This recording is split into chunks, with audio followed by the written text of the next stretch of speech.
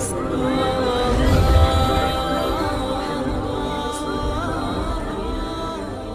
اللہ الرحمن الرحیم۔ السلام علیکم پیارے دوستو۔ اگر انسان کا جسم تندرست ہو تو وہ ہزار نعمتوں سے بھرپور فائدہ اٹھاتا ہے۔ اگر جسم کو ہی بیماری لگ جائے پھر چاہے وہ بندہ لاکھوں نعمتوں کا مالک ہو مگر اس کے لیے وہ نہ ہونے کے برابر ہی ہے۔ پیارے دوستو، یہ تو تھی صحت اور تندرستی کی بات جسے ہر انسان اور ہر مذہب کے لوگ صحیح سمجھتے ہیں۔ اگر انسان کی فطرت یہ ہے کہ انسان ہر بیماری کو آفت اور مصیبت ہی سمجھتا ہے، جبکہ مذہب اسلام جہاں صحت کو اللہ تبارک و تعالیٰ کی نعمت قرار دیتا ہے وہاں بیماری کو بھی ایک طرح سے نعمت بتاتا ہے۔ پیارے دوستو، جامع ترمذی کی ایک روایت کا مفہوم ہے، پیارے نبی حضرت محمد مصطفیٰ صلی اللہ تعالیٰ علیہ وسلم سے صحابہ کرام نے علاج کے بارے میں پوچھا تو آپ صلی اللہ تعالیٰ علیہ وسلم نے فرمایا، اللہ کے بندو تم اپنا علاج کرواؤ، اللہ نے سوائے بڑھاپے کے کوئی ایسا مرض پیدا نہیں کیا جس کا علاج نہ ہو۔ اور کئی حدیثوں میں آپ صلی اللہ تعالیٰ علیہ وسلم نے الگ الگ چیزوں کے فائدے بتائے ہیں جن کو الگ الگ بیماریوں کے لیے فائدے مند کہا ہے۔ پیارے دوستو، آج کی اس ویڈیو میں ہم آپ کو ایک ایسی چیز کے بارے میں بتانے جا رہے ہیں جس کے بارے میں آپ صلی اللہ تعالیٰ علیہ وسلم نے فرمایا، اگر اس چیز کو استعمال کر لیا جائے تو بڑی بڑی بیماریوں سے حفاظت ہو سکتی ہے۔ وہ چیز کیا ہے اور اس چیز کو کیسے استعمال کرنا ہے، یہ سب جاننے کے لیے آپ سے درخواست ہے آپ ہماری اس ویڈیو کو آخر تک ضرور دیکھیے گا اور ایک لائک ضرور کریں۔ پیارے دوستو، کچھ روایت ہم آپ کی خدمت میں پیش کرتے ہیں جن سے پتہ چلتا ہے کہ اللہ تبارک و تعالیٰ نے امت محمدیہ صلی اللہ تعالیٰ علیہ وسلم کے حق میں بیماری کو کس قدر مفید اور رحمت اور نعمت بنایا ہے۔ صحیح بخاری کی روایت ہے کہ حضور اکرم صلی اللہ تعالیٰ علیہ وسلم نے فرمایا، مسلمان کو کوئی رنج، دکھ، تکلیف، فکر اور غم پہنچتا ہے یہاں تک کہ اسے کانٹا بھی چبھتا ہے تو اللہ تبارک و تعالیٰ اس کے بدلے اس کے گناہوں کو مٹا دیتا ہے۔ ابن ماجہ کی روایت کے مطابق بارگاہ رسالت میں بخار کا ذکر کیا گیا تو ایک شخص نے بخار کو برا کہا تو آپ صلی اللہ تعالیٰ علیہ وسلم نے فرمایا، بخار کو برا نہ کہو کیونکہ وہ مومن کو گناہوں سے ایسے پاک کر دیتا ہے جیسے آگ لوہے کا میل صاف کر دیتی ہے۔ پیارے دوستو، ان روایت سے معلوم ہوتا ہے کہ کس طرح اللہ تبارک و تعالیٰ اپنے بندوں کو نوازنا چاہتا ہے اور اپنی رحمت کے ذریعے اپنے بندوں کی بخشش کرنا چاہتا ہے۔ بعض اوقات انسان کے جسم کو کچھ ایسی بیماریاں لگ جاتی ہے جس سے اس کی صحت متاثر ہو جاتی ہے۔ بیماری کسی بھی قسم کی ہو، اس کا علاج کروانا سنت نبوی صلی اللہ تعالیٰ علیہ وسلم سے ثابت ہے۔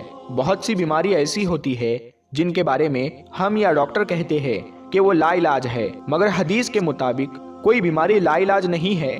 ہم جن بیماریوں کو لا علاج قرار دیتے ہیں دراصل وہ ہمارے محدود علم کی وجہ سے لا علاج ہوتی ہے۔ اس کا علاج اور اس کی دوا موجود ہوتی ہے مگر ہماری دریافت ابھی اس تک نہیں پہنچی ہوتی۔ فرمان باری تعالیٰ کا مفہوم ہے، تمہیں بہت تھوڑا علم دیا گیا ہے۔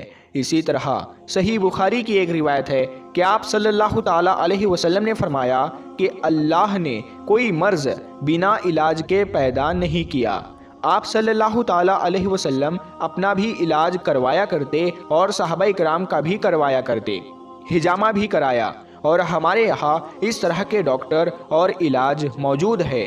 حجامہ میں گندے خون کو جسم سے نکال کر علاج کیا جاتا ہے۔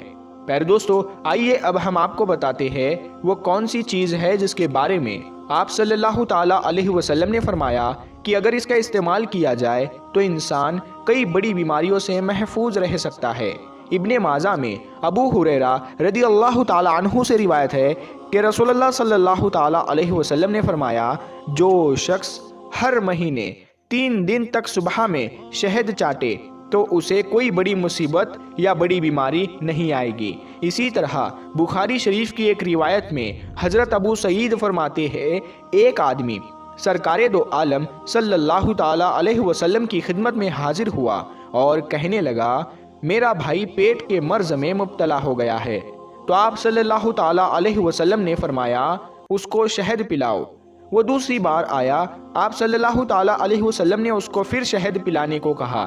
اسی طرح تیسری بار بھی وہ آیا اور آپ صلی اللہ تعالیٰ علیہ وسلم نے اسے شہد پلانے کو کہا، اور جب چوتھی بار بھی آیا تو آپ صلی اللہ تعالیٰ علیہ وسلم سے آ کر اس نے شکایت کی، تو آپ صلی اللہ تعالیٰ علیہ وسلم نے فرمایا اللہ کا کلام تو سچا ہے، تم اپنے بھائی کو پھر شہد پلاؤ۔ تو اس شخص نے پھر جا کر اپنے بھائی کو شہد پلایا تو اس کو شفا نصیب ہو گئی۔ پیارے دوستو، شہد کی افادیت اور اہمیت کا اندازہ اس بات سے بھی لگایا جا سکتا ہے کہ خود رسول اللہ صلی اللہ تعالیٰ علیہ وسلم بھی اہتمام سے اس کو استعمال کیا کرتے تھے۔ آپ صلی اللہ تعالیٰ علیہ وسلم کا مفہوم تھا کہ صبح کو شہد کے شربت کا پیالہ نوش فرماتے اور کبھی عصر کے بعد بھی پیا کرتے تھے۔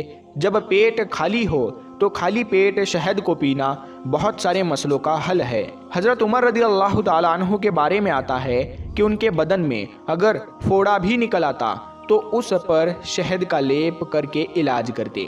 کچھ لوگوں نے حضرت عمر رضی اللہ تعالیٰ عنہ سے اس کی وجہ پوچھی تو انہوں نے فرمایا اللہ تبارک و تعالیٰ نے اس کے بارے میں یہ فرمایا کہ شہد میں لوگوں کے لیے شفا ہے۔ پیارے دوستو، شہد کے بہت فائدے ہیں جن میں سے کچھ کا ذکر ہم کر دیتے ہیں۔ دوستو، شہد ایک زبردست اینٹی آکسیڈنٹ ہے، یعنی یہ جسم سے زہریلے ٹاکسک کو باہر نکالنے میں مدد کرتا ہے، اور شہد سکین کے لیے بہت ہی فائدہ مند ثابت ہوتا ہے۔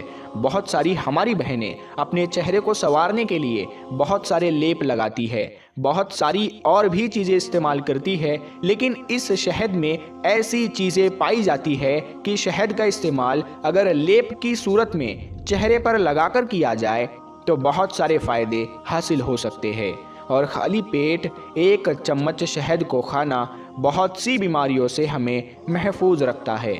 اور آپ صلی اللہ تعالیٰ علیہ وسلم کا بھی یہ معمول تھا کہ صبح کے وقت اور شام میں شہد کا شربت نوش فرمائے۔ رسول اللہ صلی اللہ تعالیٰ علیہ وسلم نے 4 حشرات کو مارنے سے منع فرمایا: چونٹی، شہد کی مکھی، ہدہد اور چڑی ممولہ۔